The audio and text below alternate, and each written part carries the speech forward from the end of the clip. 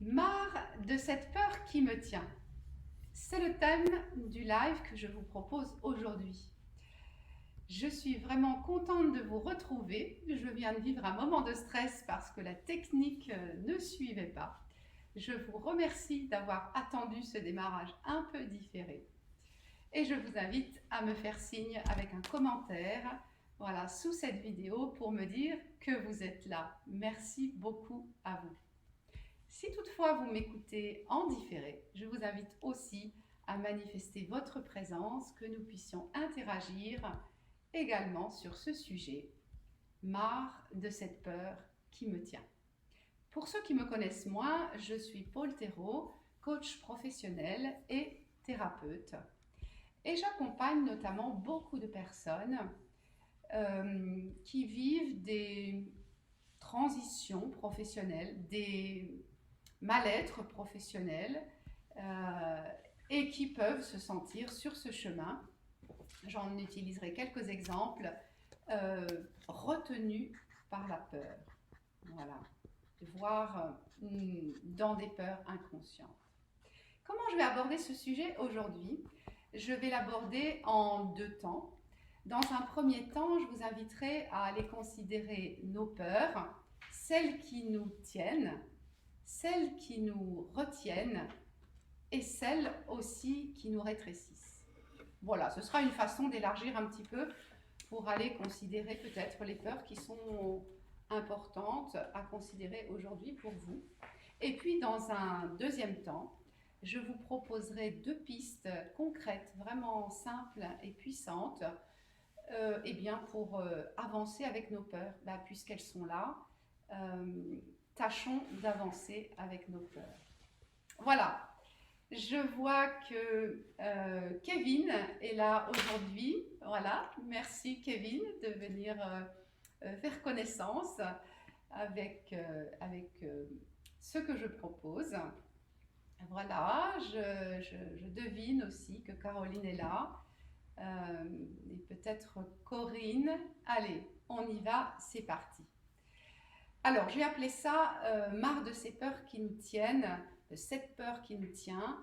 Mais j'ai déjà envie d'élargir en disant que parfois on peut avoir ce sentiment que ça nous tient, ça peut nous tenir. D'ailleurs, commençons par là. Comment on sent à l'intérieur de nous, comment on ressent dans notre émotionnel et dans notre corps, quelles sont les sensations associées à la peur? Voilà, où est-ce que ça se passe dans notre corps? Vous voyez, à ce sujet, je pourrais citer pour moi une première peur. C'est la peur de ne pas arriver à tout faire, à faire aussi bien que je voudrais dans les temps. Vous voyez, ça peut me mener comme ça dans une forme de course, et alors je peux me rendre compte de la présence de cette peur quand je perçois que j'ai là ici le haut du dos complètement tendu, comme si j'étais en train de courir pour arriver à temps. Voilà, comment ça se passe pour vous dans votre corps quand une peur vous tient? Où est-ce que ça se situe et quel genre de sensation? Voilà déjà une première prise de conscience. Ça se passe souvent, je dois vous le dire, au niveau du ventre. On parle d'ailleurs, notre langage est chargé de sagesse. Voilà, on a souvent une peur au ventre. Comment ça se passe pour vous entre mes épaules tendues et cette peur au ventre? Peut-être que pour vous c'est autrement. Ça, c'est ce que j'appelle les peurs qui nous tiennent. Mais j'ai envie d'élargir donc avec un deuxième type de peur, peut-être moins conscient, et j'ai appelé ça les peurs qui nous retiennent. Moins conscient parce que j'entends des personnes évoquer la procrastination, ce mot qui n'est pas si vieux dans notre langage mais qui est vraiment maintenant courant. Je procrastine. Vous voyez, c'est une façon un peu light de constater qu'il y a une difficulté, quelque chose qui ne va pas tout à fait, sans trop reconnaître qu'en fait il y a une peur, voilà, une peur qui nous retient de passer à l'action. Beaucoup moins confiante que la précédente. Est-ce que ça vous parle? Une peur qui nous retient, qui nous fait évoquer la procrastination, qui nous met dans cette difficulté de passer à l'action. Voilà, je pense à une personne qui était très intéressée par ce live et qui me disait: je sais qu'il y a quelque chose à faire, mais je n'arrive pas à passer à l'action. Bon. Eh bien oui, une peur quelque part. Alors je pourrais citer un exemple qui m'appartient, vous voyez, c'est la peur d'appeler quelqu'un, la peur de téléphoner, la peur de déranger, la peur en fait d'être rejeté. Vous voyez, c'est, quand je le dis comme ça, bien sûr c'est conscient et depuis très longtemps pour moi, et en même temps, quand je le vis au quotidien, j'ai ça sur ma liste, j'ai mis ça en priorité pour aujourd'hui, d'appeler telle et telle personne, et alors il y a des quantités de choses qui viennent s'intercaler avant, et il me faut un véritable effort au bout d'un certain temps pour me dire: je suis en train de reculer devant ma peur de déranger en téléphonant. Les peurs qui nous retiennent. Allez, on continue. Et on descend peut-être vers encore moins de conscience. Je veux parler des peurs qui nous rétrécissent. Alors, de quoi s'agit-il? Eh bien, elles sont cachées derrière ce que nous ne faisons pas. Nous, on ne fait pas ça.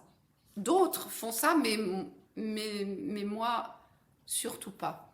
Est-ce que ça vous parle, ça? Est-ce qu'il y a des choses comme ça que vous voyez les autres faire et vous, surtout pas? Voilà. Alors, je pourrais citer un exemple qui m'est propre. Eh bien, c'est penser à voix haute, exprimer devant les autres ce que j'ai envie de faire plus tard, voilà, ce que j'aimerais réussir à faire. Voilà, cette envie de progresser, de réaliser de nouvelles choses. Oui, alors déjà, chez moi, c'est déjà difficile de le penser, mais alors le dire, c'est encore plus fort. Alors là, je vous parle déjà de quelque chose de conscient, mais jusqu'à il y a peu de temps, vous voyez, je pouvais observer chez les autres une façon de rêver à voix haute, moi je trouvais ça, je sais pas, se vanter, vendre la peau de l'ours, enfin, vous voyez, j'aimais pas ça, je regardais ça avec un œil critique. Oui, mais en fait, voilà, c'était une belle façon de ne pas voir que moi aussi j'avais des envies de progresser, de réaliser des choses, et que ça me faisait beaucoup trop peur de le penser et encore plus de l'exprimer. Voilà ce que j'appelle les peurs qui nous rétrécissent. Est-ce que ça vous parle? Quels sont vos exemples à vous? Vous voyez, alors du coup, qu'est-ce que vous regardez chez les autres et que vous ne faites pas? Voilà.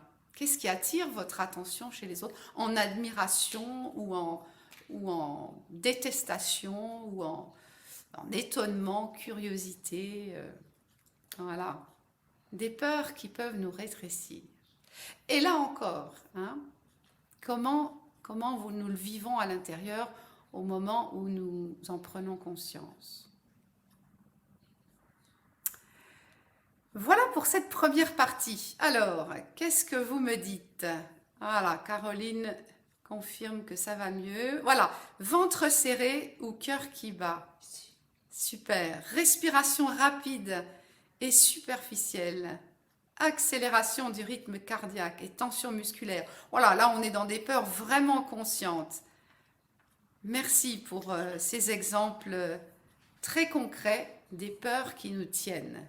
Voilà, est-ce que vous avez aussi des exemples des peurs qui nous retiennent? Voilà, on ne passe pas à l'action, et des peurs même encore moins conscientes qui nous rétrécissent. Voilà, je vous laisse aller plus loin dans cette exploration. Et puis j'avance dans ma deuxième partie.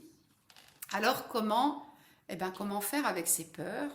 une fois que je les ai conscientisés dans mon corps ou dans mon comportement ou dans mon regard sur certaines choses que je ne fais pas, comment je fais avec ça? Je vais vous proposer donc 2 pistes. Une piste sur le plan de la pensée, de nos pensées qu'on peut transformer, et puis une piste sur le plan vraiment émotionnel, voilà, de l'ordre de l'accueil. Et si vous avez un papier, un crayon ou même une surface et un doigt sur lequel vous pouvez dessiner, voilà, je vous invite à tirer un grand trait horizontal de gauche à droite, à mettre une petite flèche au bout à droite pour représenter ce que j'appelle le continuum du temps, le fil du temps. Vous voyez, donc à gauche, c'est le passé, à droite, c'est le futur. Et là, au milieu de ce grand trait, je vous invite à faire une croix et à inscrire votre prénom. Voilà, moi j'écris Paul. Et puis à écrire également maintenant. Voilà, c'est Paul, maintenant. Voilà une chose de faite. Et en vous associant à une des peurs qui vous est venue à l'esprit, peut-être depuis tout à l'heure, voilà, de quoi vous avez peur, je vous invite à l'écrire au bout à droite, là, ce qui vous fait peur. Voilà, ce qui vous fait peur. Voilà, peut-être comme Kevin, la peur du jugement. Voilà, ou encore comme Caroline, voilà, quand tu vois quelqu'un que tu connais sur une affiche. Ok, chacun ses peurs, hein? C'est très personnel, même si on a beaucoup de peurs qui se ressemblent entre nous. Voilà, donc qu'est-ce qui me fait peur là, au bout à droite, sur ma flèche? Et puis je vous invite à écrire en dessous, c'est le futur. Voilà. Peut-être que de l'autre côté, à l'opposé, à gauche, vous pourriez écrire, là-bas c'est le passé.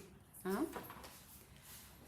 Et peut-être que par rapport à cette peur qui vous occupe, il y a un souvenir, peut-être un souvenir douloureux, sur ce thème-là, que vous pourriez inscrire.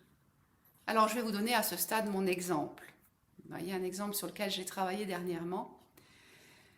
J'ai vraiment pris conscience de la peur d'être sous le regard de quelqu'un, le mot qui est venu, voilà, il m'est très personnel, de quelqu'un qui me scruterait. Voilà, peur d'être sous le regard de quelqu'un qui me scrute. Vous voyez, je fais référence à ma peur de m'exposer dans mon désir d'évoluer, de progresser, d'avancer. Voilà, peur d'être sous le regard de quelqu'un qui me scrute. Alors j'ai noté ça à droite, voilà, peur qu'on me scrute, si j'ose dire que j'ai envie de progresser, de réaliser telle et telle chose. Et puis j'ai écrit à gauche, maman scrutait mes progrès. Voilà, alors regardons à droite ce qui est écrit. J'ai peur d'être scrutée. C'est le futur. On est d'accord? Le futur n'existe pas. Est-ce que vous êtes d'accord avec ça? Le futur n'existe pas. Il n'existe que maintenant, on est d'accord? Vous avez le droit de résister. Hein? Vous voyez, je m'amuse beaucoup à animer ce petit exercice ces derniers temps avec de nombreuses personnes. Je les vois se redresser. Oui, elles finissent par être d'accord. C'est vrai, le futur n'existe pas. C'est pas confortable de le dire, mais donc le futur n'existe pas. Donc vous avez peur, j'ai peur de quelque chose qui n'existe pas. Oui, intellectuellement, c'est un petit peu banal, simpliste de le dire. Mais quand je le regarde là, j'ai peur d'être scrutée, ça n'existe pas. Je vois les personnes se redresser et commencer à sourire et à réfléchir. Et de l'autre côté, c'est pareil. On est d'accord. Le passé n'existe pas. En tout cas, il n'existe plus. Oui, enfin, à l'intérieur de moi, je peux encore avoir mal de ce passé, mais le passé n'existe plus. Maman ne me scrute plus. Donc j'ai peur d'un truc qui n'existe pas parce que j'ai encore mal d'un truc qui n'existe plus. Qu'est-ce que ça produit en vous? Vous voyez, quand je reformule ça comme ça. Qu'est-ce que ça produit?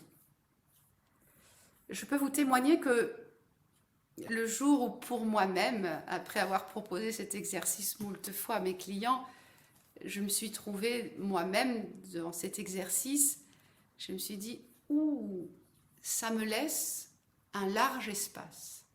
J'avais cette image comme d'une large tente, d'un large chapiteau, vous voyez, mon chapiteau, mon chez-moi, un large espace pour expérimenter. Puisque ça n'existe pas, puisque ça n'existe plus, j'ai tout cet espace pour vivre des expériences que je n'osais pas vivre jusqu'à maintenant. Voilà, je suis curieuse de vous lire, de vous entendre. Qu'est-ce que ça produit pour vous? Voilà. Attention, hein. Je ne suis pas en train de dire qu'on est là pour se moquer gentiment de nos peurs, hein. Bien au contraire, on va y venir. Voilà, merci Caroline. C'est libérateur. En tout cas, moi, ça m'a vraiment libéré un large espace pour expérimenter des choses que je n'osais plus vivre. Allez, je passe sans tarder à la deuxième piste que je vous propose, et celle-ci sur le plan émotionnel, et qui fait transition avec ce que je viens de dire. On n'est pas là pour se moquer, genre même gentiment, de nos peurs. Elles sont très sérieuses. Vous voyez, j'ai envie de vous dire, en même temps, là, si j'ai peur du regard qui scruterait mes progrès, avec une intention qui ne serait pas bienveillante, vous voyez, tout ça, c'est des choses que je me construis dans ma tête. Et en même temps, ma peur, celle d'aujourd'hui, elle est bien réelle. Vous voyez, j'ai envie de dire, c'est comme cet enfant qui hurlerait dans sa chambre, dans le noir, parce qu'il est terrorisé par le monstre sous son lit. Oui, je ne sais pas comment vous faites avec cet enfant, si vous ouvrez la porte, la lumière, si vous vous moquez de lui, ou... Mais voyez, vous pouvez aussi vous laisser toucher, même transpercer par sa terreur, par sa douleur. Voilà. Et vraiment, elle nécessite d'être accueillie. Voilà, alors comment vous faites avec cet enfant qui est terrorisé, même si on est d'accord, il n'y a pas de monstre sous son lit? Comment vous faites?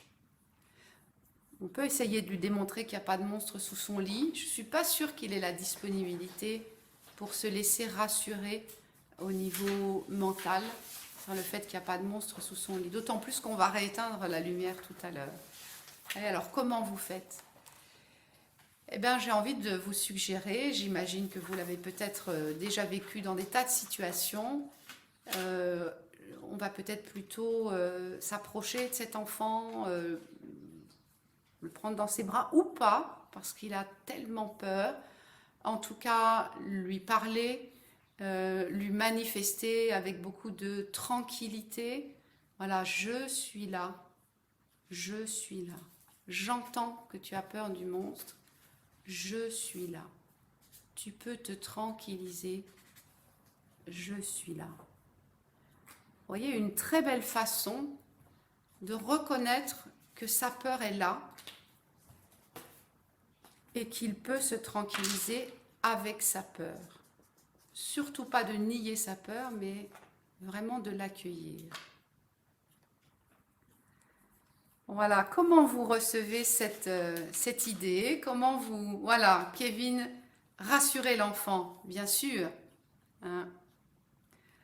De quoi il n'a besoin, pardon, de quoi il a besoin pour ne plus avoir peur? De notre présence, ouais, de notre présence. Déjà, rien que ça. Peut-être d'autres choses encore. Peut-être d'une présence qui va rester avec lui. Un mouchoir, un foulard, voilà. Mais ça tourne beaucoup autour de la présence. Voilà, Caroline, tu as l'expérience aussi, accueillir la peur. Je suis là, je suis là. Et même quand je vais m'en aller et que je vais refermer la porte, éteindre la lumière, tu peux savoir que je suis là. Voilà. Alors voilà la deuxième piste. Si nous savons le faire avec le petit enfant terrorisé par le monstre sous son lit, croit-il, savons-nous le faire avec nous-mêmes? Savons-nous accueillir cette peur, même si c'est pour quelque chose qui n'existe pas encore et pour quelque chose qui n'existe plus? Elle est vraiment là, cette peur. Est-ce que nous savons accueillir notre peur et nous manifester à nous-mêmes? Je suis là. Voilà, je vois que tu as peur, j'entends que tu as peur, je peux même sentir que tu as peur. Je suis là, je suis avec toi. Et on va pouvoir se tranquilliser avec cette peur.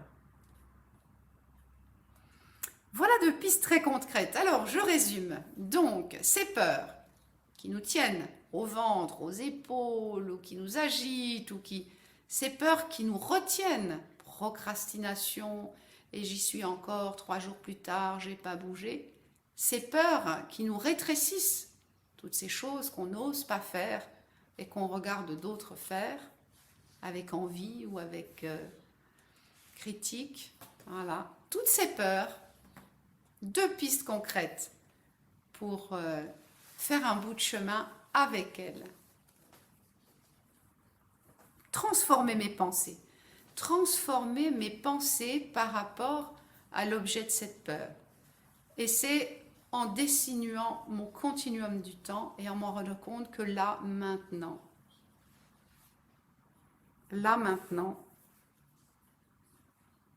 cette peur n'a pas de raison d'être.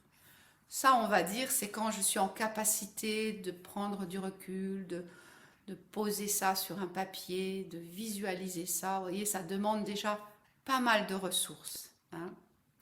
Mais avant toute chose, et quand je suis davantage pris par l'émotion, voilà, accueillir ma peur et me manifester que je suis là et je peux tranquilliser cette part de moi qui a peur. Voilà, deux belles méthodes à utiliser pour faire un bout de chemin avec nos peurs. J'espère que vous aurez là quelques pistes, quelques lumières, quelques nouveaux éclairages pour continuer votre route sur ces sujets-là. Voilà, je sais que vous qui m'écoutez, vous accompagnez aussi des personnes. J'imagine que ça peut faire écho à des pratiques qui sont les vôtres. Voilà, Caroline me dit, j'ai tendance à en balayer quelques-unes sous le tapis. Et ça me joue des tours. Ah oui, et oui. On aimerait mieux qu'elles n'existent pas, nos peurs. Hein. On aimerait mieux qu'elles n'existent pas. Voilà. Et en même temps, c'est grâce à la confirmation qu'elles existent, grâce au fait qu'on va les regarder, qu'on va les accueillir, qu'on va les remettre en question, tout en acceptant qu'elles soient là, qu'elles vont pouvoir peu à peu se dissiper, comme le loup qui s'efface quand on allume la lumière. Voilà, super. Merci beaucoup de votre participation. On continue les échanges sur ce sujet-là. Voilà, je vous invite à me contacter soit sous ce live, on continue à échanger, soit par téléphone ou par mail. Vous avez toutes mes coordonnées et on se retrouve le mois prochain pour un nouveau sujet. Voilà, à très bientôt!